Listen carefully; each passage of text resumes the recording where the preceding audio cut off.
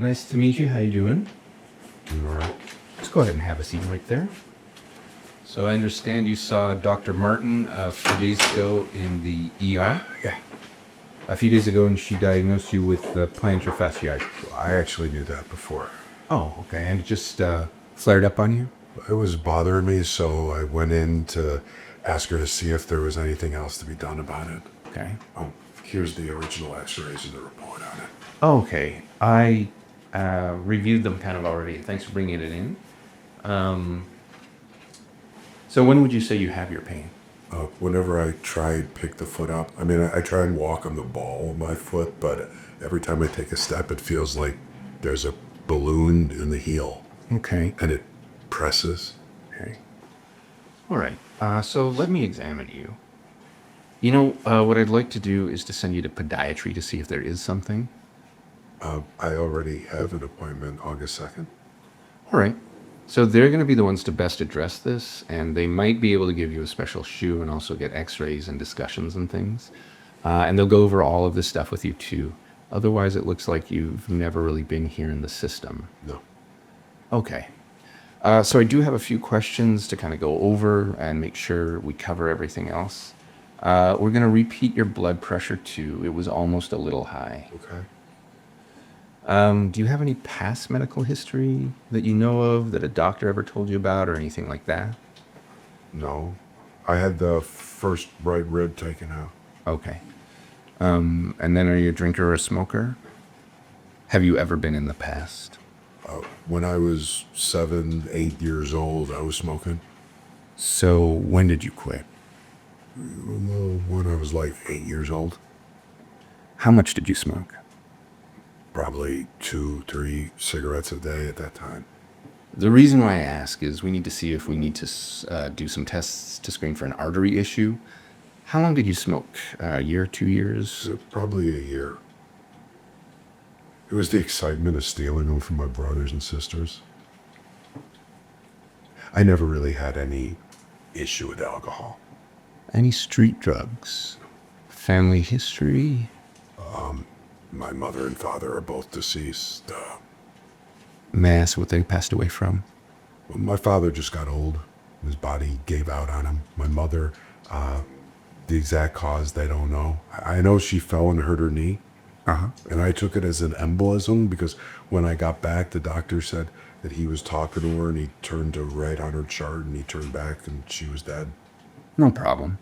Have you ever had a colonoscopy? No. I strongly recommend it. You don't have to do it, but it's one of those things that I say, yeah. So they give you a bunch of labs. I got to order for that if you ask, okay? And then the pain medicine that she gave you. Wait, is it pain medicine or is it? They said it was inflammatory medicine. I disagree with the use of that one. I think there's a better one. I'd like you to try it. As long as it's not narcotic. It's not. Okay. It's actually just straight up Motrin. It's better. That is an anti-inflammatory medicine. The one I would give you is a little bit better, okay? Well, the reason I say about the medicine, I'm going through a rescue mission at Wayside Cross. Uh-huh. And I have to report all my medicines, and they're a little iffy on some medications. So, Well, I don't think they'd be bothered by Motrin or ibuprofen. Based on blood pressure, we'll see. Go ahead and have a seat.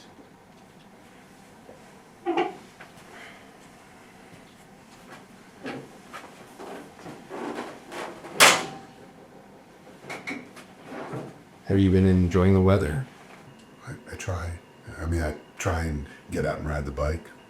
That's good. So unfortunately, I have some more bad news for you. Based on your weight, you actually fall into the category of obese. Oh, yeah. And I realize that. That's why I can ride the bike. That's great. I want you to continue to ride the bike.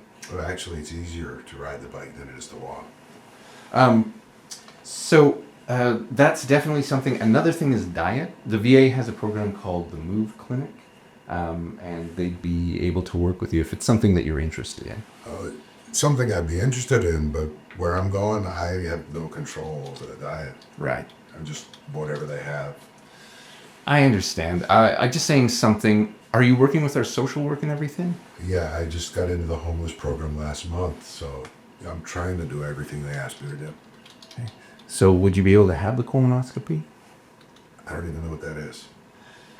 What a colonoscopy is, they basically, it's to screen to see if you have colon cancer.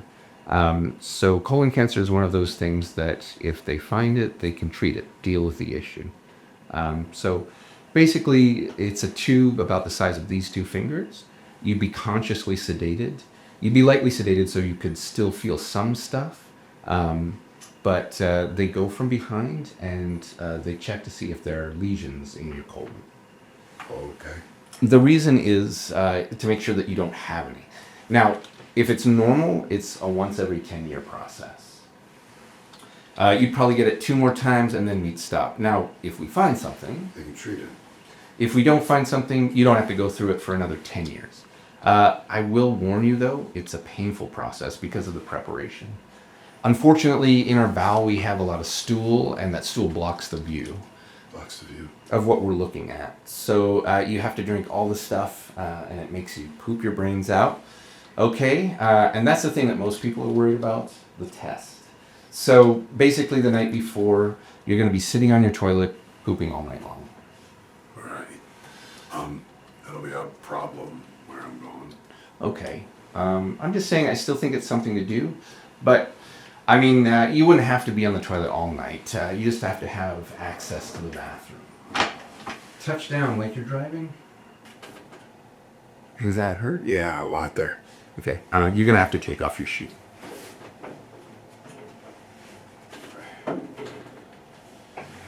And where's the pain?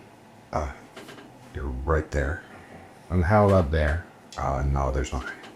And in the heel there? No. Okay. Does this hurt? No. And how about this? Okay.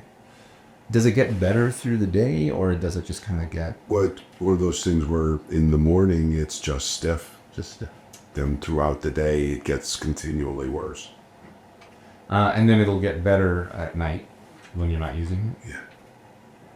Yeah. So unfortunately, that sounds like I actually have this myself, and it's a pain in the butt.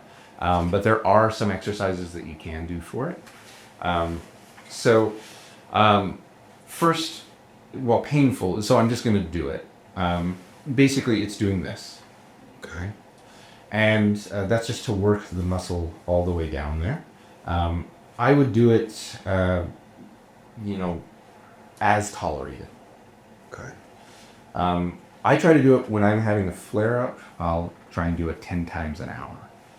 Yeah. When I'm talking to you, you might see me doing this. So where does this come from? I mean, is it just Unfortunately, some people overuse it. There's a muscle tendon and it gets inflamed.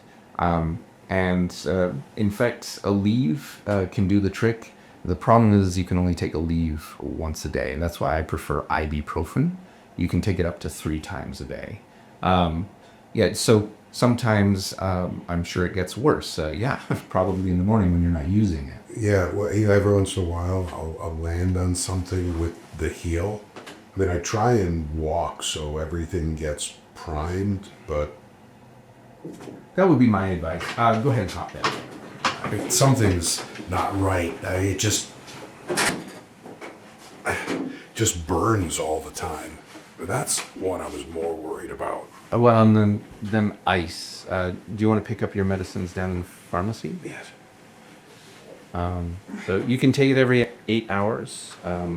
I'll give you a call if any of your tests come up positive. Okay. Otherwise, I'll see you in 6 months, okay? Okay. I want you to follow up with that appointment. And if you're not feeling any better, I want you to give me a call. Okay. The other thing I'd like to talk to you about, it's the outpatient advanced directive. So basically, what it is as you get older, if you come to the hospital, I'll be able to give you my advice as to what I think you should do, but you don't have to follow that advice necessarily. What it is you can make your wishes known to us formally in writing. And the other thing is the durable power of attorney. What that means is if something happens, like you're in an accident, some kind of breathing mechanism or something like that where you can't speak, you'll have somebody who can tell us your wishes, what you'd like to have done. Now, of course, this is just a precaution. I don't think that any of this is necessarily likely to happen now or in the near future, but just to be have a precaution. So I'll need you to sign it here. What would you think? Do you have any thoughts about that? It'd probably be good. And I don't have anyone to speak for me, so. So here you go. So what I would do is I'd have you sign it here, and then anytime at our next visit, I'd have you sign it here. And then you'd make your wishes known on that piece of paper. And then anytime you wanted to make any changes or, alterations or anything like that, bring it at your visit to make those changes. Now, I'll mention to you one more time that the residents switch out every 3 years. So you might have a new doctor next time. Okay, that's fine. All right. Try to stay warm and dry. It's supposed to rain tonight. So ready to go? Yeah. All right. Actually, I'll have you do a bunch of labs. Wait out here. Just to the right, and that's where they'll show you up.